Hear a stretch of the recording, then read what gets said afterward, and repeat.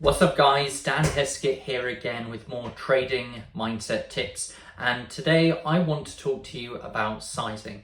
Now sizing and having a good sizing up strategy is absolutely crucial, and if you really want to get ahead, if you really want to be successful, it's the most important thing.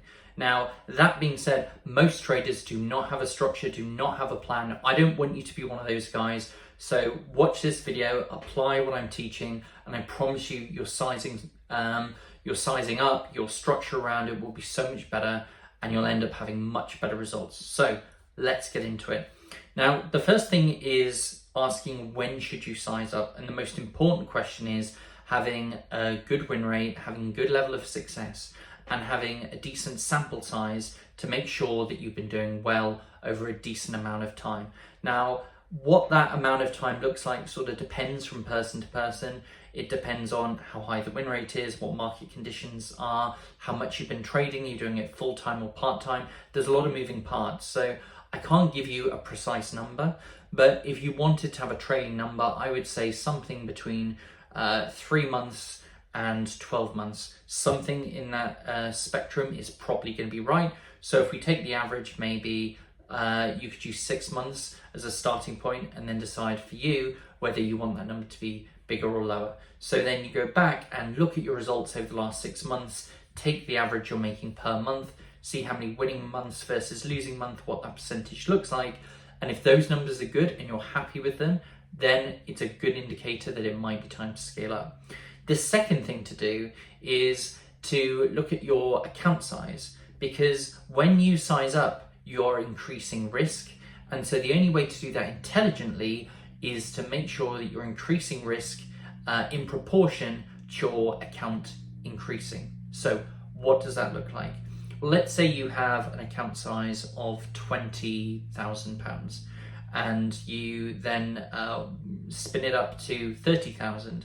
Well, if you were totally happy with your risk profile before, and the way to think about that is simply to decide how risk prone you're happy to be on a level of 1 to 10. 10 is as high a risk as you could possibly be without being absolutely reckless. 1 is very, very conservative. Now, this is going to depend on several factors. 1, how much you have in your trading account. If you have $1 million or £1 million trading account, you need to be much more conservative than if you have a 5k, 10k, 15k trading account. The reason is you can get your hands on another 5k, 10k. You can't get your hands on another million as easy at all, and it might take you a lot longer to make that money in other ways. So as your net worth increases, as your trading account increases, your risk tolerance should be getting lower. Now, once you understand what your risk number is and what your risk tolerance is, you want to then decide on a sizing up strategy based on your P&L, based on your trading account growing. So 1, you're looking at P&L and that increasing, and then if you're withdrawing from your trading account, you still have to base it on how much is left in. So it doesn't matter if you've made 10k in the last 2 months or something trading.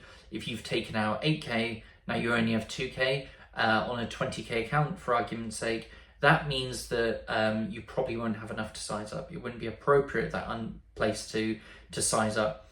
So once you have that, you want to think about increasing the size of your trades slightly less than the size of your account increasing.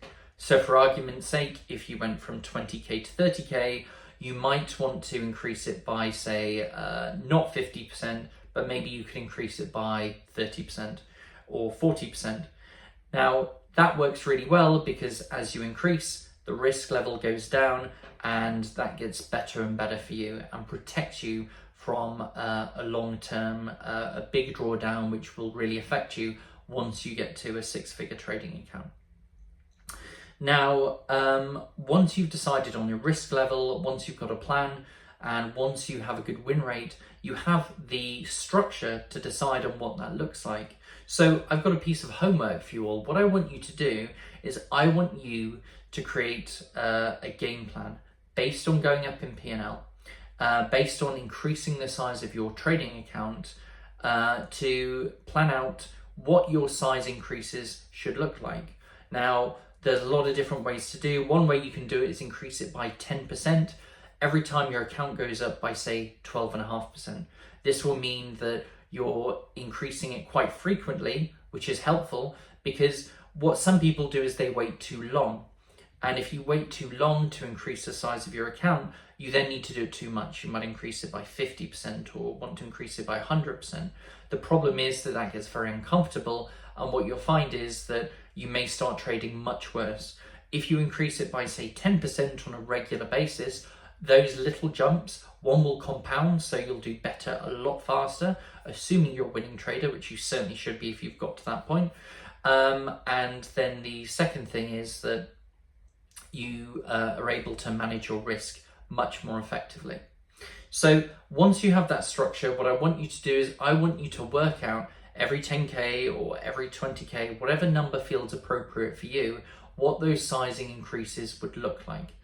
Now, there is a caveat to this, which is if you have a really, really big day, let's say you increase your account size by 30 or 40% because there's been a really, really big event. I'm talking about huge, big year-changing events, something like the Pfizer vaccine or Liz Truss crashing the economy, those kind of large events where people can really massively blow up their account and increase it by 30, 40, 50%.